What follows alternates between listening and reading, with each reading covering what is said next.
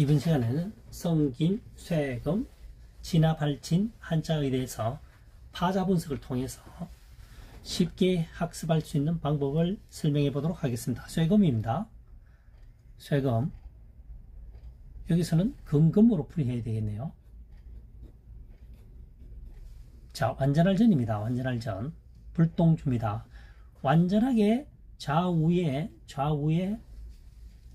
불똥이 튀는 것은 금이란 얘기죠. 순금은 반짝반짝합니다. 해서 금금, 쇠금 또는 성김입니다.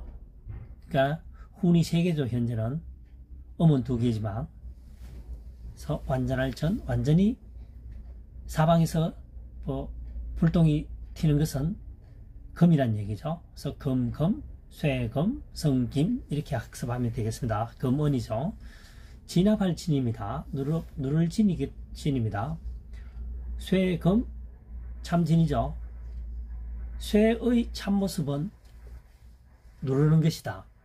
그러니까 지금은 쇠보다 더 무거운 물질이 있을 수도 있겠지만 이 한자어가 만들어질 당시에는 쇠가 우리가 발견한 것 중에서는 가장 무거운 물질이라고 생각하면 되겠습니다. 쇠의 참모습은 누르는 것이다. 무게가 중량이 무거우니까요. 그래서 누르는 것은 진압하는 것이다. 진압, 발진, 누를진 하면 되겠죠. 진압. 쇠금, 성김, 여기서는 금금으로 풀이하는 것이 가장 쉽습니다. 완전할 전, 불똥주.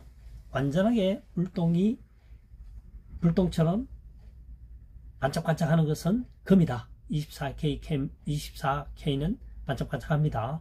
그래서 금이다. 금금, 쇠금이다. 그래서 성김으로도 사용된다.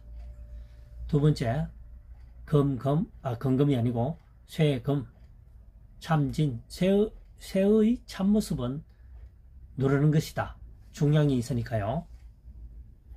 그래서 조금 전에 설명했다시피 쇠보다 더 무거운 물질이 분명히 있겠지만 이 한자어를 만들 당시에는 쇠를 가장 먼저 인간이 발견했다라고 생각하시면 좋겠습니다. 쇠가 무거우니까 누르는 데는 쇠가 제일 낫다. 그래서 비중이 무거우니까요. 그래서 누르는 것은 진압하는 것이다. 진압할 진 한자어로 학습하면 좋겠습니다.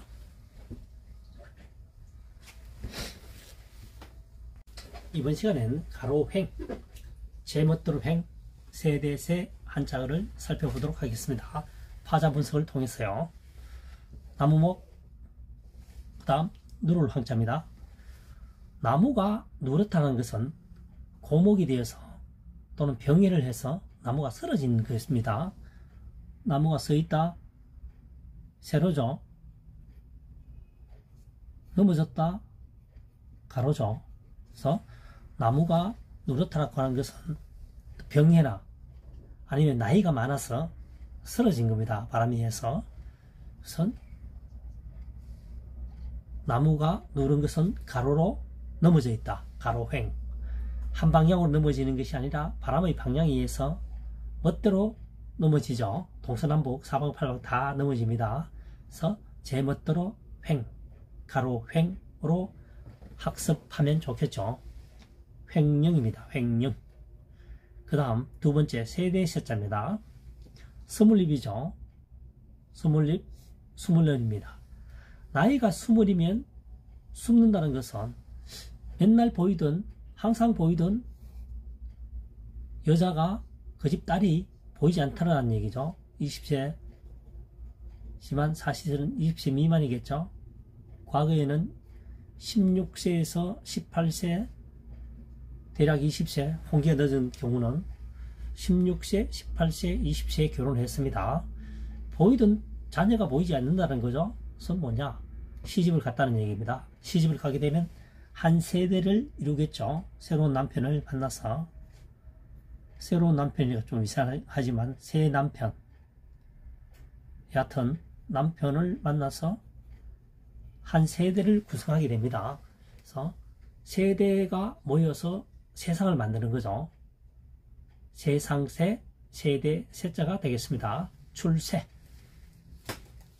다시 한번 설명해 보면 스물입이죠.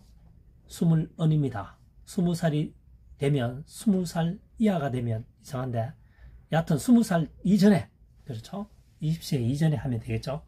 20세 이전에 여자는 시집을 가서 세대를 이룬다. 한 세대를 구성한다. 세대세, 세대가 모여서 나라가 되고 나라가 모여서 세상이 된다는 얘기죠. 세상세, 세대세가 되겠습니다. 가로횡, 나무목이죠. 누를황.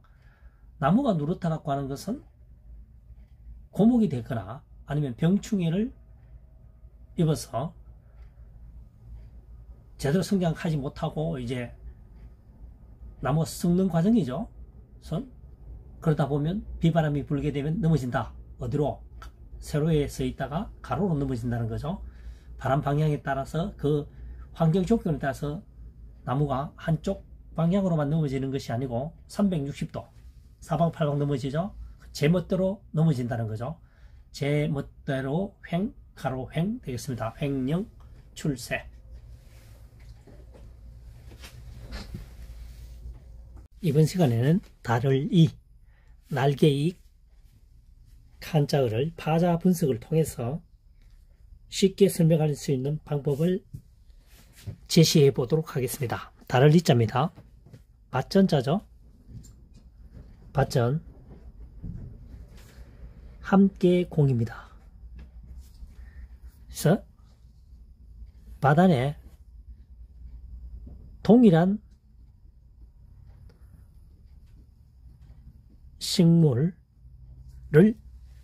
식물을 재배하여도 크기와 형태가 다르다는 거죠. 밭에는 함께하지만 내용물은 형태나 크기, 무게가 다 다르다. 다를 이가 되겠습니다. 차이, 날개익자 되겠습니다. 날개익, 기두죠. 기두입니다. 그 다음 다를 이죠. 깃은 서로 다르다는 얘기입니다. 무슨 얘기냐면은 새의 깃 좌우는 포개지지 않습니다. 그렇지만 깃이 다르게 움직일 때는 난다는 거죠. 그래서 날개익입니다. 새가 날릴 수가 있는 것은 날개가 있기 때문이고 상호 도우는 것이죠. 한쪽 날개가 없으면 날지는 못할 것으로 추정됩니다. 달을 이자입니다. 밭전, 함께공. 밭 안에는 함께 하지만 밭 테두리 안에는 같이 내용물이 있지만 수확을 하게 되면 크기나 형태, 무게가 다 다르다는 거죠. 각기 제품이 동일하지 않다 이런 얘기입니다. 그래서 달을 이자입니다. 차이 2. 날개익, 기두, 다를 이. 날개를 다르게 할 때는 상호간에 도움을 준다는 얘기죠. 그래서 도울익 또는 날개를 다르게 할 때는 날개를 펼친다는 얘기입니다. 그래서 날개익 되겠습니다. 깃을 다르게 할 때는 펼칠 때 사람이 손이 이렇게 좌우 손가락이 이렇게 동일하게 합쳐지지 않죠. 합쳐지지 않습니다. 날개도 마찬가지다는 얘기죠. 깃이 다른 것은 서로 도움을 주기 위한 것이다. 그래서 한쪽 날개가 없으면 날지를 못하겠죠. 좌익. 그래서 차이, 좌익, 차이, 좌익. 다를리. 밭 안에의 내용물은 같지만 배추, 배추. 뭐 있습니까? 감자. 같은 밭 안에, 테두리 안에 심었지만 내용물은 다르다는 얘기입니다. 크기나 중량이나 모양이 다 다르다는 얘기입니다. 그래서 다를 이자가 되겠습니다. 차이. 날개익은 기두죠. 다를 이자입니다. 깃을 다르게 할 때, 깃을 다르게 할 때는 날개를 펼칠 때다라는 거죠. 그래서 날개익. 날개를 펼치게 되면 서로 도움을 준다는 얘기죠. 날개 하나를 가지고는 날 수가 없으니까요. 그래서 날개 익, 다를리, 차이, 좌익이 되겠습니다.